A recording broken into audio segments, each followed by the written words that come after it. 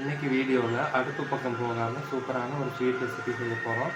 இது ரொம்ப ஹெல்த்தி, செய்கிறது ரொம்ப ஈஸி. வாங்க எப்படி செய்யலாம்னு பார்க்கலாம்.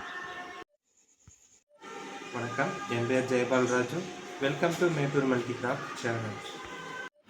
ஃபஸ்ட்டு இந்த ரெசிபி பண்ணுறதுக்கு 1 கப் அளவுக்கு பொட்டுக்கடல ட்ரையான மிக்ஸி ஜாரில் சேர்த்து இதை நல்லா நைஸாக பவுட்ரு பண்ணி எடுத்துகிட்டு வந்துடலாம். பவுட்ரு பண்ணியாச்சு, இதை நம்ம ஜலிச்சுக்கலாம்.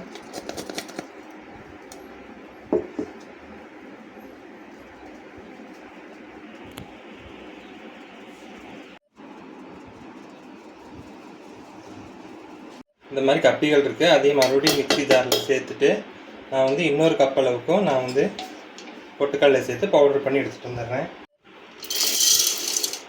இதையும் பவுட்ரு பண்ணி எடுத்துகிட்டு வந்துடலாம். அவ்வளோதான், மாவு நல்லா ஜலிச்சாச்சு. நான் வந்து 2 கப் அளவுக்கு மாவு எடுத்து பொட்டுக்கடலை எடுத்து இந்த மாதிரி பவுட்ரு பண்ணி வச்சுருக்கேன். இது அப்படியே இருக்கட்டும். இப்போ அதே மிக்ஸி ஜாரில் அதே கப்பில் ஒரு 1.5 கப் அளவுக்கு சர்க்கரை சேர்த்துக்கலாம். 1.5 கப் சர்க்கரை சேர்த்தாச்சு. இது கூட நான் வந்து கொஞ்சமாக ஏலக்காய் தூளும் சேர்த்து பவுட்ரு பண்ணிக்கிறேன். நீங்கள் முழு ஏலக்காவாக இருந்தால் விதைகள் மட்டும் சேர்த்து பவுட்ரு பண்ணிக்கோங்க. இது நல்லா ஃபைன் பவுடராக அரைச்சி எடுத்துக்கோங்க. பவுட்ரு பண்ண சுகரை ஒரு மிக்சிங் பவுலில் மாற்றிக்கலாம். இதில் நம்ம 1 ஸ்பூன் அளவுக்கு நெய் சேர்த்துக்கலாம்.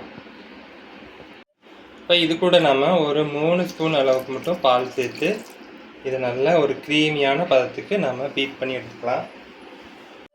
இப்போ நல்லா இது ஒரு விஸ்க் வச்சு நல்லா ஒரு க்ரீமியான பதத்துக்கு கொண்டு வந்துடலாம். ஒரு 2 நிமிஷம் அதை நல்லா கலந்து கொடுக்கலாம். இந்த அளவுக்கு நல்லா க்ரீமியாக நம்ம பீட் பண்ணி எடுத்துக்கலாம். இப்போ இது கூட நம்ம பவுட்ரு பண்ண பொட்டுக்கடலை மாவை பாதி அளவுக்கு சேர்த்துட்டு மறுபடியும் இதை கலந்து கொடுத்துடலாம்.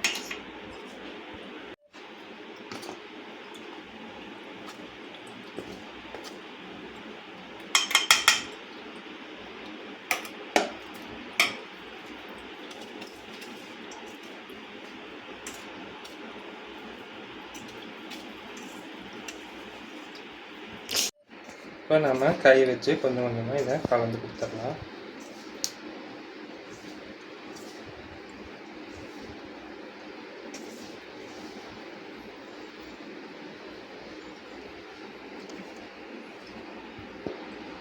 கொஞ்சம் கொஞ்சமாக நம்ம பொட்டுக்கடலை மாவை சேர்த்துக்கிட்டே இருக்கலாம்.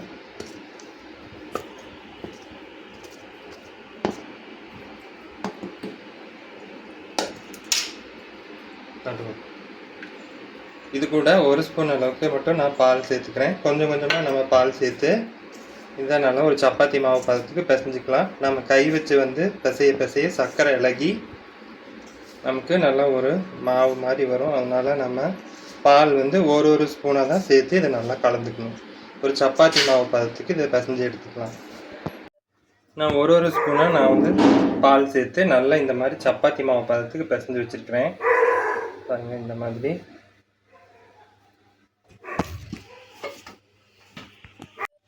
இப்போ இதுலேருந்து நான் வந்து 3 பாகமாக நான் வந்து பிரித்து வச்சுருக்கேன்.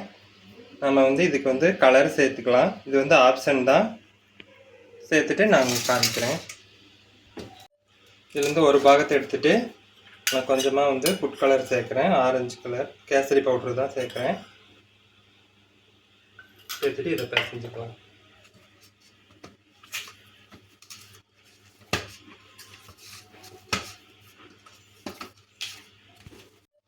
அடுத்ததாக நான் வந்து க்ரீன் கலரில் செய்கிறேன். அதனால் க்ரீன் கலர் ஃபுட் கலர் சேர்த்துருக்கேன். கொஞ்சமாக பாலில் வந்து கலந்து சேர்த்துருக்கேன். இதையும் நல்லா பிசைஞ்சு எடுத்துக்கலாம். ஸோ நான் 3 பகுதியும் 3 கலராக கலர் பண்ணி வச்சுருக்கேன். இப்போ நம்ம இதை செட் பண்ணிடலாம். இந்த மாதிரி ஸ்வீட் பாக்ஸ் எல்லார் வீட்லேயும் இருக்கும். அதில் ஒரு பட்டர் பேப்பர் போட்டு கொஞ்சமாக நெய் அப்ளை பண்ணி வச்சுருக்கேன். இதை வந்து நல்லா நம்ம பரப்பி விட்டுடலாம். இந்த மாதிரி ஒரு ஸ்பூன் வச்சு நல்லா லெவல் பண்ணிடலாம்.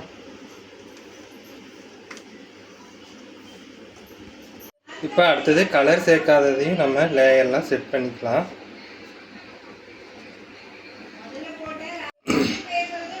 அடுத்தது கேசரி கலர் வச்சுருக்கோம், அதையும் நம்ம இது கூடயே நாம் செட் பண்ணிக்கலாம்.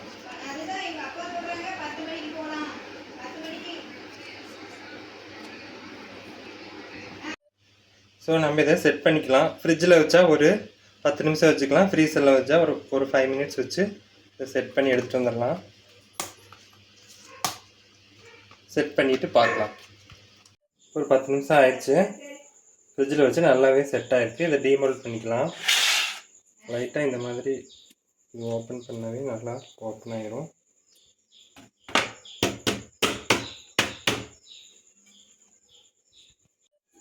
சரி, பட்டர் பேப்பரை எடுத்துடலாம். இப்போ நம்ம தேவையான சைஸில் கட் பண்ணிக்கலாம். அவ்வளோதாங்க. பாருங்கள் எப்படி சூப்பராக 3 கலரும் நல்லா சூப்பராக செட் ஆகிருக்கு.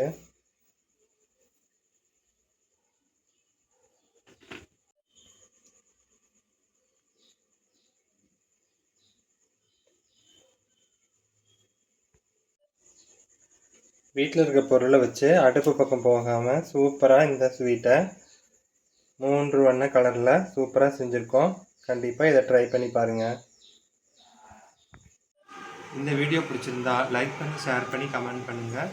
மறக்காமல் நம்ம சேனலை சப்ஸ்கிரைப் பண்ணிக்கோங்க. மீண்டும் அடுத்த வீடியோவில் சந்திக்கலாம்.